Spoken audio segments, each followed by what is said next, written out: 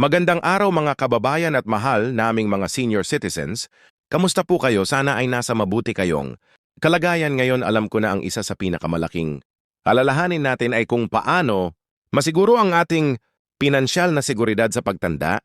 Kaya naman napakahalaga ng balita na aking ibabahagi sa inyo ngayon mga kababayan. Batasene, ang 6,000 na buwan ng pensyon para sa mga senior citizens ay inaprubahan na ng ating gobyerno. Ito ay isang makasaysayang tagumpay para sa ating mga pinakakatanda. Pero sandali lang, alam ba ninyo kung paano ito makukuha? Kung sino ang kwalipikado at kailan ito magsisimula? Sa video na ito, ipapaliwanag ko sa inyo ang lahat ng detalye tungkol sa bagong batas na ito. Alamin natin kung sino ang mga karapat dapat na makatanggap ng 1,000 buwan ng pensyon. Ipapaliwanag ko rin ang proseso ng aplikasyon at yung mga dokumentong kailangan niyo ihanda. Hindi lang yon, ibabahagi ko rin ang mga karagdagang benepisyo na maaadiyan ninyong matanggap bilang isang senior citizen sa Pilipinas. Napaka-importante ng ganitong impormasyon para sa ating mga nakatatanda, pati na rin sa mga malapit ng maging senior. Ang pension na Thomas, it's ay attractive para Macron. Kayo ng dignidad at seguridad sa inyong pagtanda. Hindi na kayo kailangang maging pabigat sa inyong mga anak o apo. Marami sa ating mga kababayan ang hindi pa alam ang tungkol sa bagong batas na ito o kaya naman ay nalilito sa mga proseso at rekwisitos. Kaya naman pagkatapos ng video na ito, siguradong alam na niyo ang mga lahat ng kailangan niyong malaman para makuha ang benepisyong ito. Bago tayo magpatuloy, kung gusto ninyo pang matuto tungkol sa mga benepisyo at karapatan ng mga senior citizens, makinabang sa impormasyong ito. Tandaan, ang kaalaman ay kapangyarihan. Lalo na pagdating sa ating pinansyal na seguridad. Ngayon simulan na natin at alamin ang lahat tungkol sa 6,000 buwan ng pensyon. Para sa mga senior citizens, maraming salamat sa papapatuloy ng pandod. Ako po si Pangalan at tulad ng ipinangako ko, tatalakayin natin ngayon ang bagong batas na nagkakaloob ng 6,000 buwan ng pensyon para sa ating mga senior citizens. Isang napakahalagang hakbang to para sa ating lipunan, lalo na sa panahong ito kung saan patuloy ang pagtaas ng presyo ng mga bilihin at serbisyo. Una sa lahat, nais kong ipaliwanag kung paano umabot sa puntong ito. Ang ideya ng pagtaas ng pensyon para sa mga senior citizens ay matagal nang isinusulong ng iba't ibang grupo at mambabatas. Marami sa ating mga nakatatanda ang nabubuhay lamang sa maliit na halaga ng pensyon na madalas ay hindi sapat para sa kanilang pangaraw. Araw na pangangailangan, nakita natin kung paano nahihirapan ang ating mga lolo at lola sa pagtaas ng presyo ng mga gamot, mga pagkain at iba pang mga pangunahing pangangailangan. Isipin niyo sa kasalukuyang sitwasyon, ang 500 hanggang 1,000 na buwan ng social pension ay talagang kulang na kulang. Ano ba ang mabibili mo sa halagang iyon? Sa panahon ngayon, baka isang linggong groceries lang or ilang araw na gamot. Hindi ito sapat para mabuhay ng may dignidad at seguridad. Kaya naman ang pagkakaroon ng 6,000 buwan ng pensyon ay talagang magpapaangat sa buhay ng ating mga senior citizens. Pero bago tayo masyadong ma-excite, importante na maintindihan natin kung sino ba talaga ang makakakuha ng pensyon na ito. Hindi lahat ng senior citizens ay automatikong makakakuha ng 6,000 na pensyon. May mga particular na kwalifikasyon at kondisyon na kailangan. Matugunan na kailangan ay Filipino citizen ka at may edad na 6 taon pataas. O ito mangunang batayan para masabing senior citizen ka sa ilalim ng batas ng Pilipinas. Subalit hindi lang ito ang kwalifikasyon. Iwang pensyon na ito ay pangunahing nakatuon sa mga indigent senior citizens. Ibig sabihin ang mga nakatatanda na walang sapat na kita o sustento mula sa kanilang pamilya o iba pang mapagkukunan. Ano ang ibig sabihin ng indigent? Sa konteksto ng batas na ito, ang isang indigent senior citizen ay ang mga walang regular o sapat na kita, walang pensyon mula sa RICE o iba pang mga ahensya at walang permanenteng suporta mula sa kanilang pamilya para sa kanilang pangangailangan. Maaring kasama rin dito ang mga senior citizens na nakatira sa mga mahihirap na komunidad o ang mga nasa listahan ng yagay bilang mga pamilyang nangangailangan. Ngayon marami sa inyo ang nagtatanong kung paano kung may maliit na pension kayo mula sa RIASIS. So ang iesta sa mga madalas na katanungan ayon sa bagong batas kung ang iyong kasalukuyang pensyon ay mas mababa sa 6,000 kang mag-apply para sa dagdag na pensyon para umabot sa 6,000 ang tuwan ng kabuwang natatanggap mo. Halimbawa, kung ang iyong pensyon mula sa RIAS ay maaari kang makatanggap ng karagdagang 3,000 para maging 6,000 ang kabuuan, subalit kung ang iyong pensyon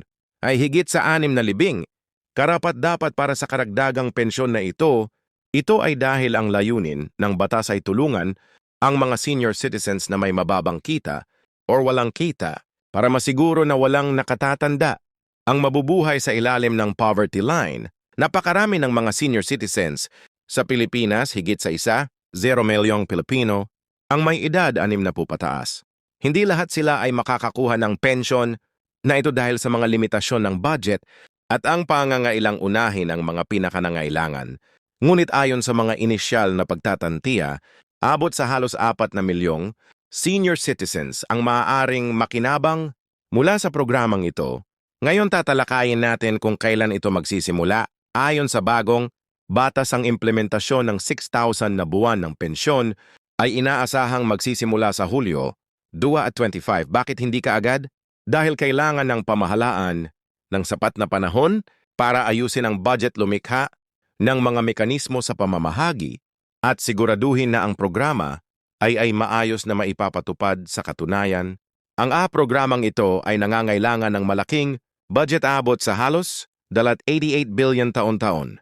Kung lahat ng 4 na milyong target na senior citizens ay makakakuha ng pensyon, kaya naman kailangan ng masinsinang pagpaplano at para masiguro na sustainable ang programa at hindi magiging pabigat sa ekonomiya ng bansa. Marami rin sa inyo ang nagtatanong tungkol sa proseso ng aplikasyon. Paano ba mag-apply para sa pension na ito? Ang magandang balita ay gagawing masimple ang proseso kumpara sa nakaraan. Ayon sa mga inisyal na impormasyon, ang mga sumusunod na hakbang ang kailangan sundin. Una, pumunta sa inyong Local Office of Senior Citizens Affairs. OSCA sa inyong munisipalidad o lungsod, dalhin ang inyong senior citizen, year birth certificate at iba pang identification documents. Kakailanganin din ng katibayan ng inyong residensya, tulad ng utility bill o barangay certificate.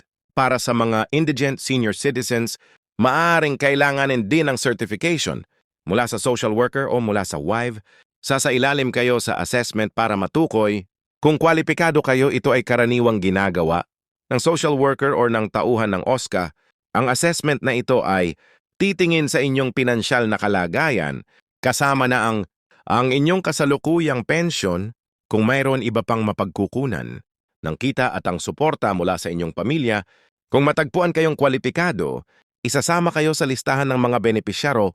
Bibigyan kayo ng card or iba pang identification na gagamitin nyo para makuha ang inyong pensyon. Ang pamamahagi ng pensyon ay gagawin buwan-buwan sa pamamagitan ng mga designated na lugar tulad ng bangko, post office or iba pang government offices. Para sa mga senior citizens na may limitadong mobility or nakatira sa malalayong lugar, ang pamahalaan ay nagbabalak na magkaroon ng mga mobile pension distribution centers. Ngayon, bukod sa 6,000 na buwan ng pensyon, ano pa ang mga benepisyo na maaaring matanggap ng mga senior citizens? Mahalagang tandaan na ang batas na ito ay dagdag lamang sa mga umiiral ng mga benepisyo para sa mga senior citizens sa ilalim ng Republic Act, Sina at si Appointed Senior Citizens Act. Kabilang sa mga benepisyong ito ang 20% discount at ed exemption sa mga pagbili ng gamot, pagkain sa mga restaurant, bayad sa transportasyon, medical at dental services. At iba pa, meron ding 5% discount sa mga basic necessities at prime commodities. Meron ding libreng medical check-up at vaccination sa mga pampublikong hospital at clinics. At hindi lang iyon, mga senior citizens ay may karapatan din sa libreng health insurance sa ilalim ng PhilHealth program. May mga special na lanes para sa mga senior citizens sa mga government offices, bangko at iba pang establisyo. May mga libreng programa rin para sa edukasyon, kasanayan at livelihood para sa mga senior citizens na gustong magtrabaho or magnegosyo pa rin. Ngunit sa kabila ng lahat ng mga benepisyong ito, alam natin na ang pinakamahalagang issue para sa karamihan ng mga senior citizens ay ang regular at sapat na kita. Kaya naman napaka-importante ng bagong 6,000 na buwan ng pensyon na ito sa puntong ito nais kong bigyang.